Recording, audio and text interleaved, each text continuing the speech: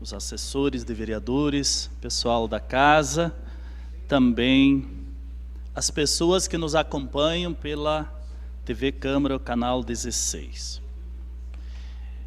Eu me recordo no início deste ano, o doutor vereador Alberi Grando fazia o seu primeiro grande expediente, foi o primeiro dessa legislatura, e recordo-me, vereador, que o senhor dizia nessa oportunidade, e o senhor tratava da temática do SUS, dizendo que o grande expediente, ele é sempre um espaço que o parlamentar tem para fazer repercutir e discutir algo significativo para a comunidade e significativo também para a casa. E eu guardei isso na minha memória, e quando fizemos o nosso primeiro grande expediente, nós tratamos de apresentar um pouco a vida e a história deste parlamentar, até para as pessoas entenderem as posturas, o jeito de ser, o jeito de falar, o jeito de discutir, de propor as questões políticas. Por isso hoje, no meu segundo grande expediente, eu pretendia tratar 2 temas, mas muito provavelmente não o consiga fazer, mas o nosso primeiro debate mesmo e grande tema é a questão da defesa do direito do consumidor. E se der tempo, uma temática que também o vereador Alberi já levantou nesta casa e nós levantamos por várias vezes, é a questão do pacto federativo no nosso país. Se conseguirmos abordar de forma rápida, nós abordaremos, e se não, fica para outubro, porque nós voltaremos em outubro a ter oportunidade de novo para tratar. Quero iniciar a minha fala trazendo uma frase de Pierre Klossowski. Ele diz assim: a linguagem como lugar onde se constrói a identidade. E me chamou muito a atenção esse autor. Ele diz assim: são as palavras que tornam ou que tomam uma atitude, não os corpos. São as palavras que tomam uma atitude, não os corpos. São elas que tecem, não os vestidos. Elas que brilham, não as armaduras. Elas que ressoam, não as tempestades. São as palavras que sangram, não as feridas. Então introduzo a minha conversa nesse sentido para nós, até para nós vereadores todos, vereador Rui, nos darmos conta de que nossas palavras, elas têm esse poder de propor, de curar, de fazer viver, ou têm o poder de fazer sangrar. Então, com isso, eu chamo a atenção para a minha responsabilidade, para a responsabilidade de todos nós parlamentares, para a responsabilidade desta casa. Dito isso, para introduzir o tema, nós tivemos uma conversa também com o Rogério Silva, o doutor Rogério Silva, que é o responsável pelo PROCON, e talvez em Passo Fundo seja ele a maior autoridade em balcão do atendimento ao consumidor, em PROCON, em lei de defesa do consumidor, talvez seja ele a maior autoridade. E nessa nossa conversa, o doutor Rogério chamava a atenção de algumas coisas. Primeiro, ele me dizia que, por tarde, o PROCON e o balcão de defesa do consumidor atendem em média de 80 a mais pessoas. Senhores vereadores, comunidade, isso é muita gente. Por tarde, Sena. 80 pessoas. E logo, inevitavelmente, vem, por que essa demanda toda? Será que é porque as empresas estão brincando? E estão tratando o consumidor como um mero cliente? Como um mero potencial para aumentarem seus lucros? Como um mero objeto? Será que as empresas estão acreditando que o consumidor é burro? Que o consumidor não entende, não sabe de seus direitos? Ou será que elas pensam que ele não precisa ser respeitado? Ela fez a sua parte, ofereceu o produto, comprou porque quis. Então, senhores vereadores, penso que esse é um dado fundamental. Um outro elemento que o Rogério Silva me colocava, que um dos grandes gargalos, e o vereador Patrick desta casa já protocolou o projeto nesse sentido, e que é o grande problema do telefone celular. Dizia ele que talvez a telefonia celular hoje seja um dos maiores gargalos. Mas não só isso. Uma outra situação em que ele nos colocava e manifestava grande preocupação é a questão da internet. É normal, quem de nós já não comprou um pacote de internet, comprou e está pagando por 10 mega e vai aferir, se tiver muita sorte, está recebendo 2 mega, 2,5, olha lá. Se tiver muita sorte. Eu mesmo já comprei pacote de 10 mega, quando em Passo Fundo não tinha nenhuma empresa que chegava a isso. No máximo, na melhor das hipóteses, podia chegar a 3. E, além disso, essa questão da internet toda nas escolas hoje é um problema muito sério. O nosso governo, ele paga para as grandes concessionárias, as grandes corporações de telecomunicação, para as grandes corporações de internet, e quando uma turma entra, a turma toda na internet, vai para o pau tudo, tranca tudo. No Uruguai, nosso país, não dá para fazer a comparação, mas Uruguai, nosso país vizinho, ali o Estado tem provedores públicos, e portanto ele tem o gerenciamento sobre isso, e a coisa funciona. Claro, o Uruguai tem 3,5 milhões de habitantes, para 192 é uma grande diferença, né? O Uruguai dá 2 Porto Alegre e 1 Caxias, não dá mais que isso, então temos que guardar. Rio Grande do Sul, só o Rio Grande do Sul tem 10,5 milhões de habitantes. Então, essas preocupações. O doutor Rogério também nos lembrava, nessa conversa que tivemos, que nós tivemos o privilégio o primeiro código de direito do consumidor é nosso aqui, e está indo para a 2ª edição agora. A primeira está esgotada, está indo para a 2ª edição. Então nós temos uma ferramenta. Também uma outra questão que todos nós vereadores evidentemente sabemos, e sabemos bem, mas talvez a população nem todos saibam, há 2 anos atrás, a duras penas, foi reativado o Conselho Municipal do Consumidor. Conselho Municipal do Consumidor. E o presidente, para quem não sabe, é o companheiro nosso de partido, Saúl Spinelli. E é um menino que luta, que briga e que faz e que trabalha. Dito isso e colocadas essas observações preliminares, gostaria de tecer algumas reflexões e quero me valer bastante de uma entrevista publicada e que foi dada essa entrevista pela, talvez hoje a maior autoridade, talvez tu possa mostrar essa senhora aqui, ela é engenheira agrônoma, mas tem, talvez no Brasil, talvez não, com certeza, a maior autoridade quando se trata de defesa do consumidor, Marilena Lazzarini. E na compreensão dela, Marilena Lazzarini, ela diz que a próxima onda, após experiência de 30 anos de militância na defesa do consumidor brasileiro, dos direitos, ela acha que chegou o momento do consumo sustentável e que a próxima onda será, de fato, o direito do consumidor. O que significa isso quando ela fala que a próxima onda é o direito do consumidor e quando ela chama atenção ao consumo responsável e sustentável? Evidentemente que ela está falando que nós precisamos de um trabalho de educação para o consumo, e este é um grande problema.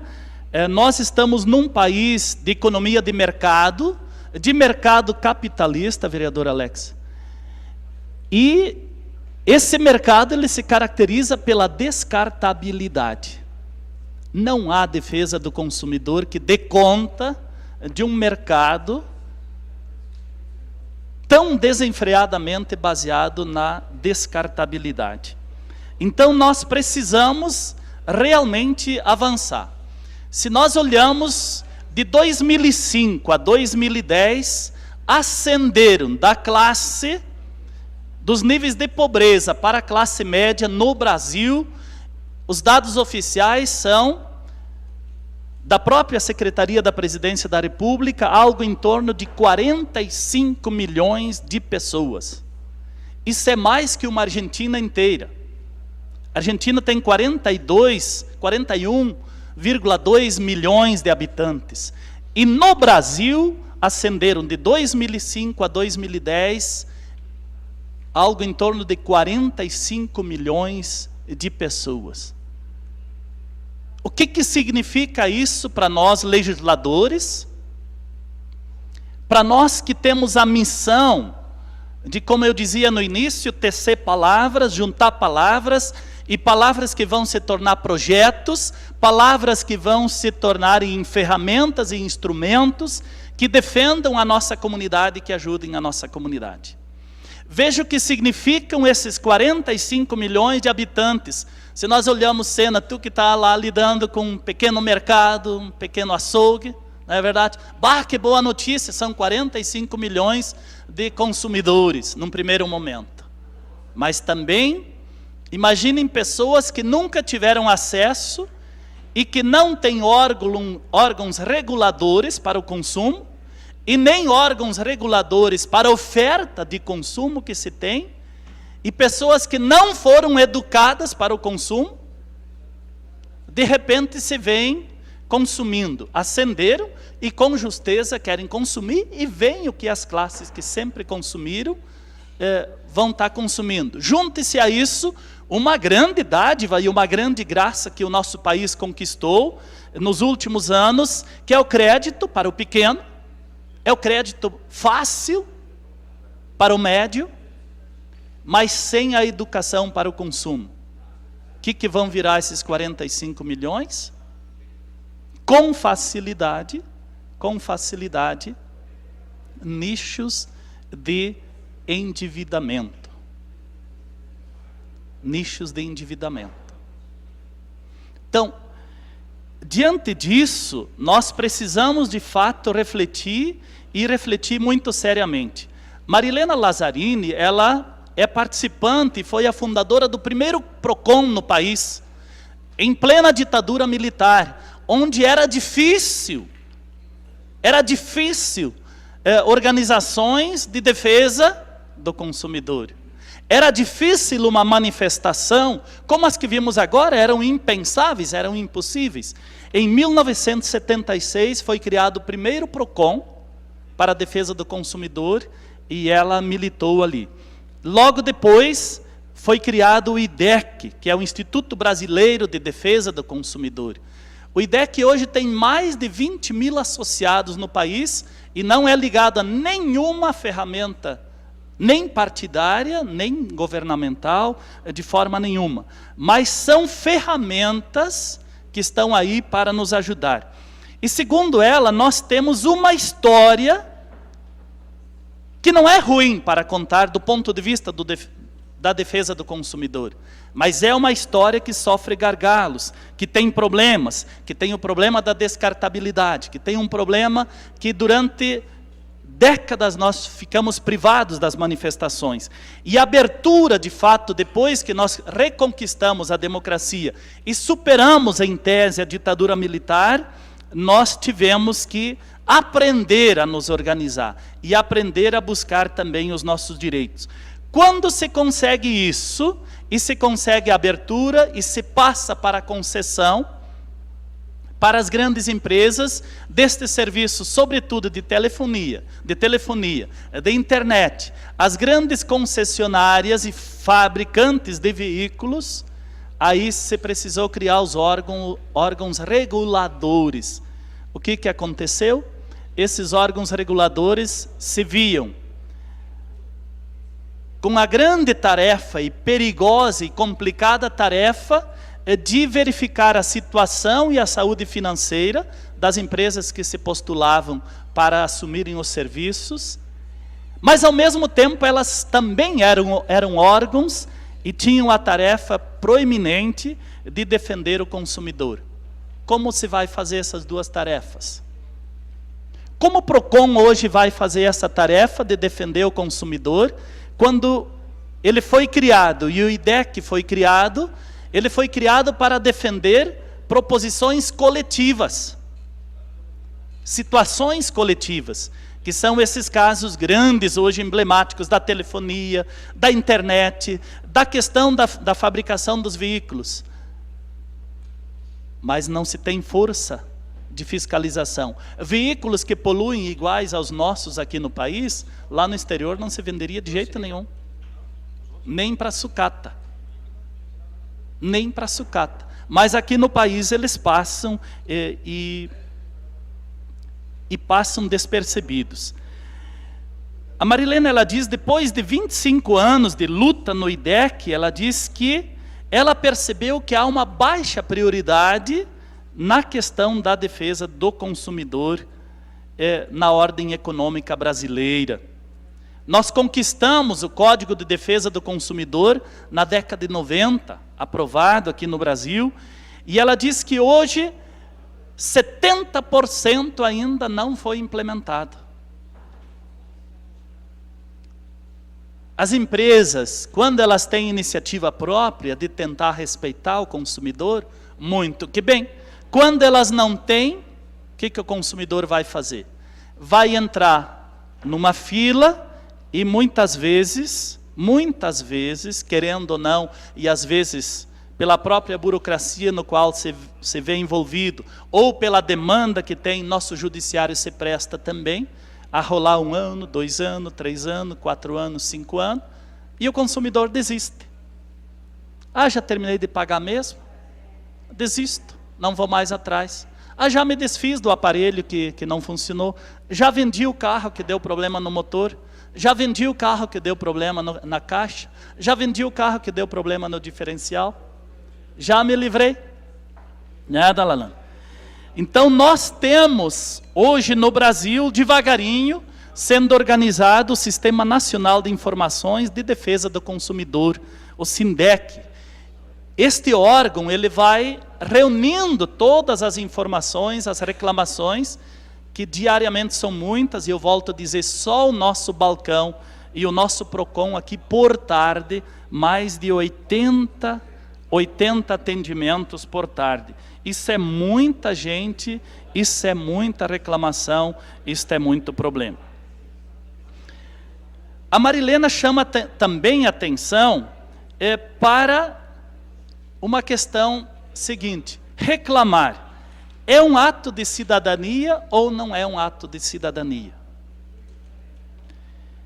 E parece que quem for reclamar, parece que ele, na nossa cultura, ele é um chato. Ele é um cara que, aparentemente, ele está contra o progresso, está contra o desenvolvimento. É um cara que quer pentelhar. E a Marilena, ela chama atenção e ela diz que nós chegamos a uma situação que a cidadania começa pela capacidade de reclamar quando se é lesado. Começa pela capacidade de reclamar quando se é lesado. E, segundo ela, o que nós precisamos com urgência, é medidas governamentais que possam realmente funcionar e possam realmente regular e garantir com que o consumidor tenha os seus direitos atendidos. O departamento do Ministério da Justiça, encarregado dos direitos do consumidor, ele tinha 20 e poucos funcionários nomeados até bem pouco tempo. Pensem, senhores vereadores, vereadora Cláudia, pense a comunidade, pensem os telespectadores, diante do aparato das grandes corporações nacionais e internacionais que atuam no Brasil, 20 funcionários ligados ao departamento do Ministério da Justiça encarregado dos direitos do consumidor. Aí dá para a gente compreender e dá para a gente perceber por que é que a gente vê todos os dias no noticiário questões ligadas nesta ordem, sobretudo da telefonia, sobretudo da questão dos nossos veículos, sobretudo da internet, e que parece que não tem solução, parece que não encontram eco, parece que não encontram sentido. A presidenta Dilma, vendo isso, ela publicou no dia 15 de março, se não me falha a memória, de 2013, o decreto que institui o Plano Nacional de Consumo e de Cidadania.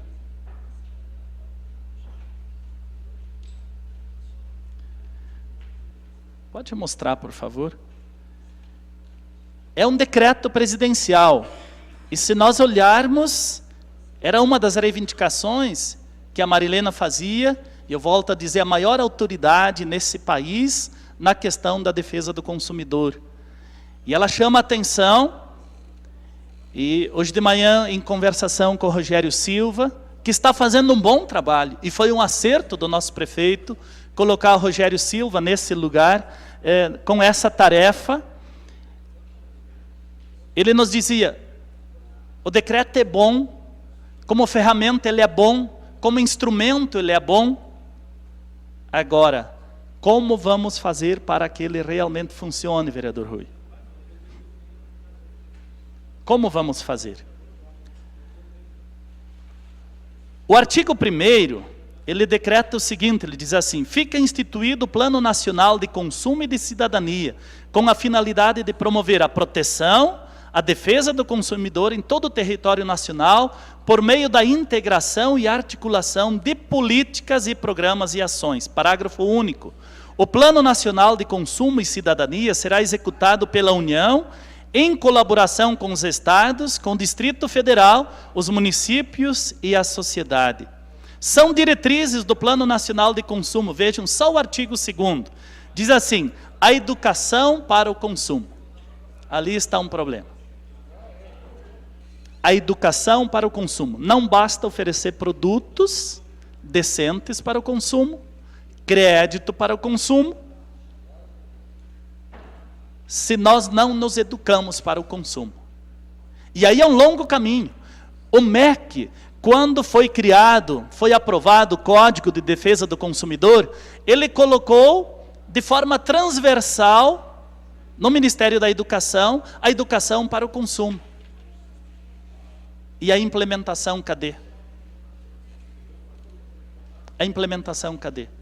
Talvez esse seja um grande trabalho que precisemos, haja vista que as escolas já têm muito o que fazer, é uma carga já muito pesada, muitas vezes a própria terceirização da educação dos filhos, os pais jogam para a escola, quando não seria essa a tarefa, quando os pais não conseguem, às vezes, dar a educação para os valores, para os princípios fundamentais, éticos, morais, de respeitabilidade, vereador Sidney.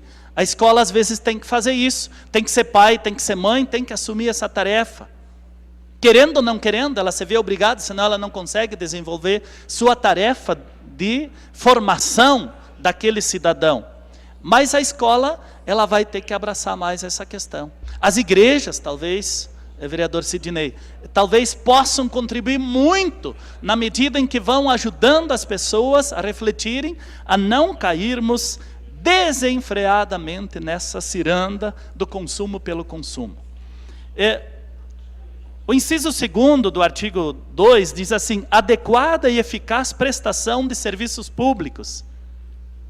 Vemos aí a luta do balcão do consumidor, vemos aí a luta do PROCON nessa cidade, e muitas vezes o consumidor que deveria ter resolvido o seu problema lá na indústria onde ele adquiriu o produto, lá na empresa onde ele adquiriu o produto, mas o que acontece? A empresa põe um call center, põe um 0800 e você não vê mais pessoa na tua frente. Como é que você vai brigar com um 0800? Como é que você vai brigar com um call center Se quando você foi convencido a comprar tal produto, tinha um vendedor muito hábil lá para pintar e descrever e apresentar de forma bonita e de forma gostosa o produto que a empresa queria vender. O inciso 3º diz assim: garantia do acesso do consumidor à justiça. Pensem, senhores vereadores, como está isso? Garantia de produtos e serviços com padrões adequados de qualidade, segurança, durabilidade e desempenho. Fortalecimento da participação social na defesa dos consumidores. Prevenção e repressão de condutas que violem os direitos do consumidor. E autodeterminação, privacidade, confidencialidade e segurança das informações e dados pessoais prestados ou coletados, inclusive por meios eletrônicos. E voltamos à internet. Isso é o artigo 2 do decreto presidencial, que ele é, de fato, para termos exatidão na data, é exatamente 15 de março de 2013.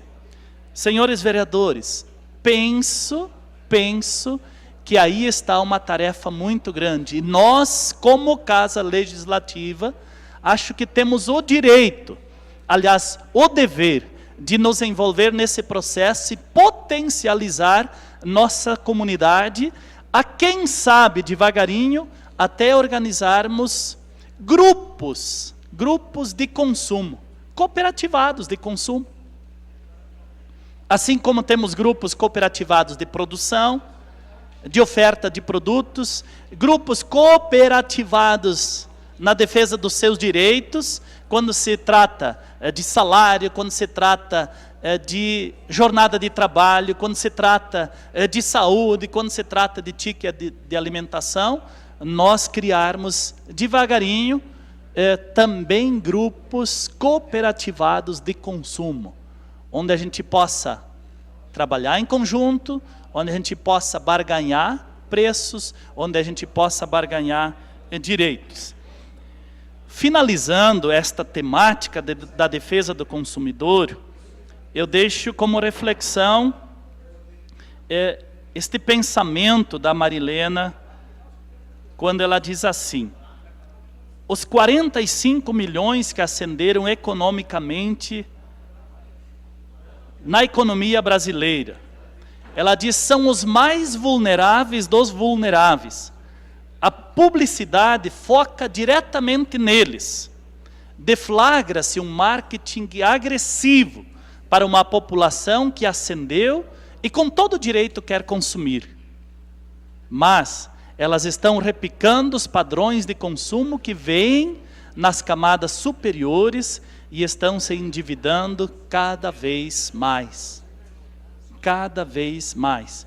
A toda essa comemoração justa da ascensão social, mas não foram criados mecanismos para proteger essa população dos riscos do crédito fácil e do marketing agressivo. Há uma publicidade, há um marketing, mas há uma prática totalmente distorcida.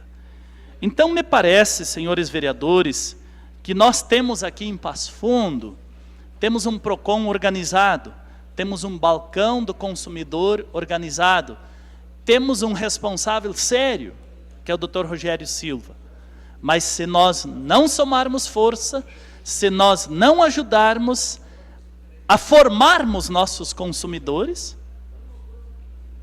para a capacidade do consumo, para a responsabilidade no consumo, Rogério Silva não vai ter força. E não vai resistir à pressão.